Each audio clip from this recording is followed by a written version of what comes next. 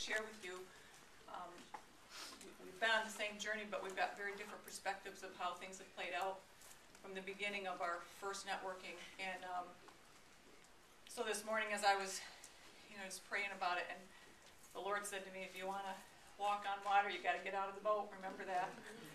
And I'm just telling you that this is nothing short of a miracle of walking on water. This is a great example of the Lord taking something foolish and simple and turning it into wise. I mean, you really can't get much more simple and down to earth than Mark and I are. And I think the power of my story is just, we were sitting right where you were. We had a dream to be able to, all I ever wanted to do was be a mom and be able to stay home with my children. And my dream was to do that. Mark completely supported that. But when we wanted to do that, we had no idea what that really means on a teacher's salary. I thought teachers made a ton of money. Nope. And, we knew money didn't make us happy. And so we just decided that we would do whatever we had to do to make that happen. And we're so glad we did. But it was really, really hard for Mark to want to make all of our dreams and wishes come true. He was making mine come true, but those little girls saying Daddy and his son saying Dad, and we didn't take vacations, and when we did, it was Mark's folks that paid for it. Praise the Lord.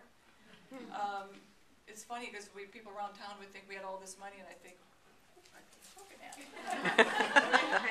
But it was just the way that the Lord just seemed to provide exactly what we needed at the right time.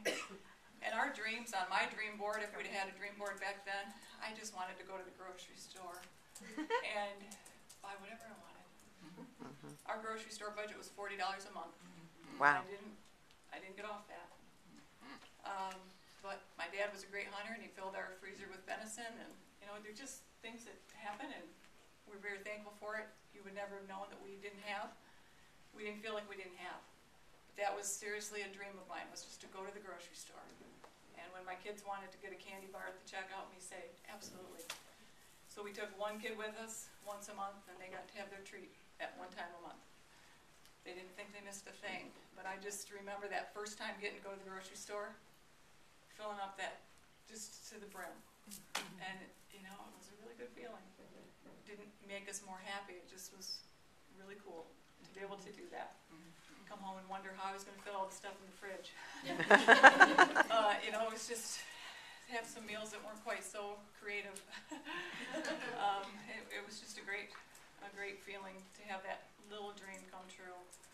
To be able to take the first family vacation that we paid for, I know that meant the world to Mark to be able to provide for his own family, and he actually paid for it. So the dreams for us were very simple at the beginning. We didn't have a lot of debt because we couldn't, but we still wanted to pay off the debt we had, which was our house. And another dream of mine was I wanted to be able to call my sisters when I wanted to on long distance. That just did not happen at our house, and if I was on the phone for more than 5 minutes, a fight broke out in our house because I was going to be over budget. It's just not fun fighting over stuff like that, is it? Because you know very much that my husband didn't want me not to talk to my sisters, and I knew that, but it felt like that. And it's just amazing how the power of money and debt literally, holds you captive.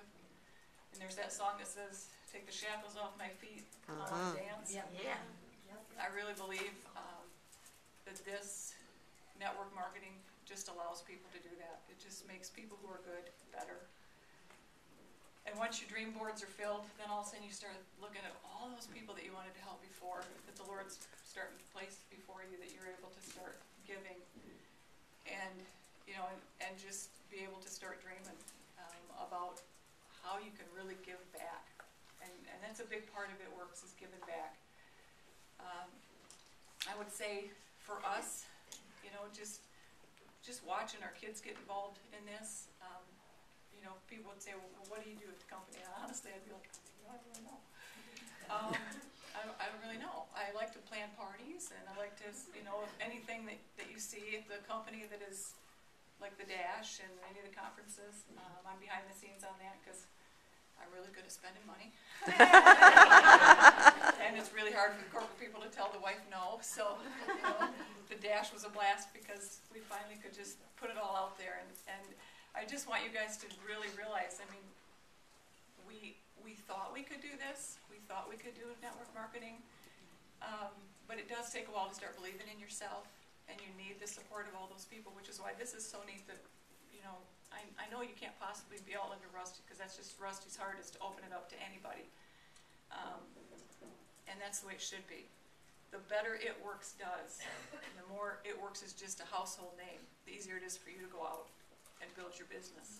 It's not competitive. It's just one person doing something good for another, and it will come back to you. Crystal's just said that so many times.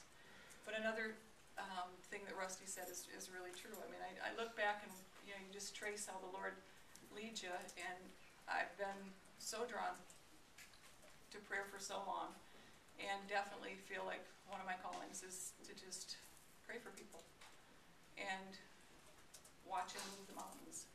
So it is true that every single day, I'm lifting you guys up. I know it's hard to decide to go to the meeting or go to the child event. Where do you do? How do you separate your time? What is the right priority? And I know that's really hard. I know when Mark was really building our business, we had to literally, figure out when was the family day, so we had a family day that could stay intact. Keep priority on why are we doing this? Is it for more stuff, or is it for quality of life and doing what we should be doing it for? So I'm constantly lifting you guys up and asking the Lord to really direct your path, to be on His path, for your dream boards to be full of, I absolutely thank the Lord. I mean, look, He's building us a mansion in glory. He wants us to have nice things. He loves to do that. Think about how much you love to give things to your children. He wants us to have good things. It's not wrong for us to have good things here. However, when you finally have a lot of that stuff, there's other reasons why you're brought into this company. And I liked Crystal said too, not everybody's supposed to be doing It Works.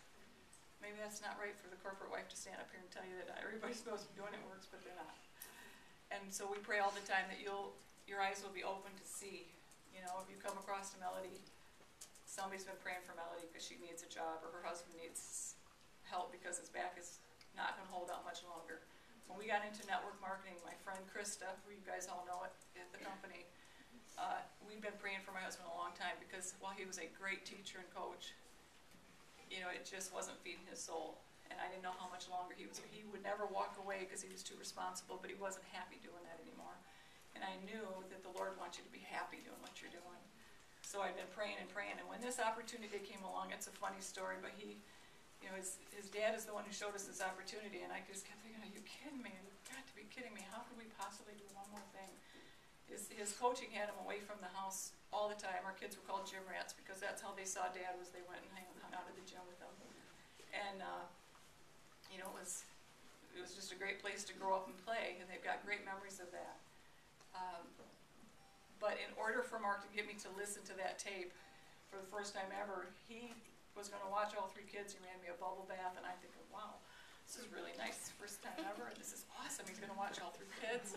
It's great. And everything was going according to plan, and then I heard this. He's putting a tape into the but I thought it was music, but it wasn't. It was our future about to be played, and honestly, within just a matter of a few seconds listening to that, I thought, boy, that really makes sense. And it just clicked. Boy, we've been praying for something. I think this might be it. We better be careful what we're saying no to. So that's part of what I pray for you guys, is that you'll know the people you're supposed to be sharing it with, and when you share it with them, that they'll know that this is what they've been praying for.